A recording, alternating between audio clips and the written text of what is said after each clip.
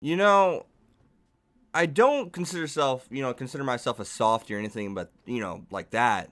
But this episode at the end, and we'll dive into the other stuff, later. But I gotta start with the ending of this episode.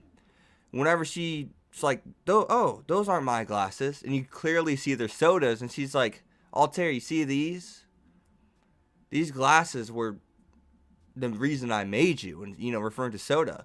The person whose glasses these are, he's the reason I drew you. I wanted to show you to him.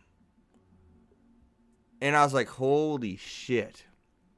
Even after death, she's able to let Soda know, I still care about you. In fact, I think I would call it love. I really think I would call it love, right? I mean, am I overstepping my bounds? I had some tears coming out. I ain't gonna lie, and I may get watery eyed, a lot of times at sad scenes, but to actually make them come out, it takes a lot, and that just shows how good this show is, how good it is. Yep. And matter of fact, I think the show may be more than good. It's great. I think it's one of the best shows I have ever seen. I think it's a show that it demands to be in someone's top 10. I think it's that good. I don't think there's any way around it. And before you ask me, guys, should I watch this show? Yeah. That's why I'm saying this. Go watch it. If you haven't watched it, you're behind and you made a big mistake. Because this is a show that competes with My Hero Academia. This is a show that competes with Attack on Titan. This is a show that competes with Snafu. It competes with it competes with all my favorite shows. It's a show that I don't know if I dare to say, because I know what my favorite anime is, but it's right there. It's right there, man. And I think it just came up shy, maybe, of equaling it. I'm not gonna say it's going to eclipse it, because it's gonna take a lot to eclipse my favorite show. And before you ask, I'm not telling you, but it's damn near close. You guys should probably know by now, anyways. But that the whole scene where she's like, "This world you hate loves you so much," and I think we all knew that, but we subconsciously just kind of like, we heard it, but we didn't really kind of delve into it. She's strong because the people love her, because the people accept her. She's so popular, and we kind of overlook that. But like, wait, so she's trying? That's ironic. She's trying to destroy the world that loves her. She's trying to destroy the world that embraces her, but she does not embrace back. And that's something that's just so powerful. And I think, it just kind of smacked me in the face like, Hex, that's what this is all about. That's what's been going on this whole time. And I think it was so obvious that, they did, Studio Troika did a great job masking it, because it was so obvious to the point to where it made us oblivious to it. You know what I mean? Something so obvious. That guy's, most definitely the murderer in the detective show, but yet it's so obvious we could overlook it. We're like, that can't be true. That can't be him. He didn't do it. It's too obvious. And that's just amazing. And you can only imagine, Soda just let it all out after you heard those things. And it's crazy to think a guy who rejected you still care about him. That's something that's just so crazy, so hard to do. And I guess it kind of reminds me of like a relationship. You love this girl, but if you really love her, you have to let her go. You have to let her be with someone who makes her truly happy, because you just think sometimes you just don't get the job done.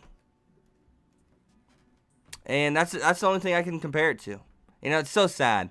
And I want to hop into how she stated that, you're everyone. You were the creation I made, but now you're everyone's creation, because everyone's done works on you. Everyone's done fan fictions on you. And that was really cool to see, man. And the music for everything, absolutely amazing. I can't applaud this show enough, man. I mean, it's going to be hard to beat. One more episode. I don't think there's anything spectacular that's going to happen. And it's hard to believe that, Celestia's been dead for like 3 episodes. 19, I believe it was, and this is 20, 21. She's been there like 2 or 3 episodes, and we're still one episode away from the very end. So I'm just like, holy crap. Wow, dude. This show's just so good, and it's so cool to see, Altair vulnerable.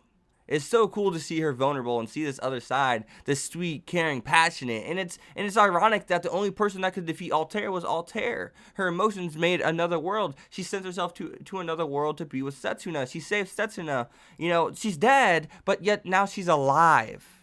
And the real Setsuna is not truly alive, but her memories and her soul, I guess the best way to put it, is alive. And it's just so cool. It's so cool. It makes sense. You know, it's not an ass pull. It makes sense because we saw the show showed she wanted to destroy the world because of one person, and it did a great job demonstrating why she hated the world so much. It did a great job of demonstrating that she loved. It's kind of like an obsession, like a Subaru Emilia obsession. That's how passionate Altair was about Setsuna, her creator, and it makes sense that she ran away with her. So I'm not mad about that. If someone's mad about that, I think you're missing the point. I think you're overlooking what this has all been about. It hasn't been some generic, you killed someone, so now I'm going to destroy the world. It's been that, but it's been more than that. It's presented itself way better, way more tastefully than that. And I think people need to, if you think that, I think get a grip. That's all I can tell you, because I think you're just kind of like you're categorizing one show. Hey, it did something another show did in a certain aspect. Screw it. It's generic. No, you're generic. That's what I would say. But generic fan hating on things just because they've been done before. It doesn't matter if something's been done before. It's how you present it. ReZero, perfect example of that. I mean, come on now, really? Come on. Erase, perfect example of time travel. Once again, presented it great. Ending may have flopped a little bit, okay, but still it presented it great, didn't it? Can't argue that. That's not up for discussion, because you're wrong if you think so. But other than that, guys, I think I'm pretty sure I covered everything. I'm just going to look at it just to make sure I covered everything. I don't want to miss a single thing for you. Yeah, I think that's it. Outside of the whole, I just want to mention really quick, I love the scene to where, Setsuna's like, I also left hatred with you, and I'm sorry for that. I apologize for that. And that was really cool to see. A really sweet scene. I don't want to blah on too much too far about this scene, guys. As always, please leave a like, comment, subscribe, follow me on Twitter, X25. If you guys like what I do here, you want to support what I do here, and help me bring you guys the best content, check out my Patreon down in the link down in the description below. There's a link, all right? So see you guys next time. Peace. Thanks for watching, guys.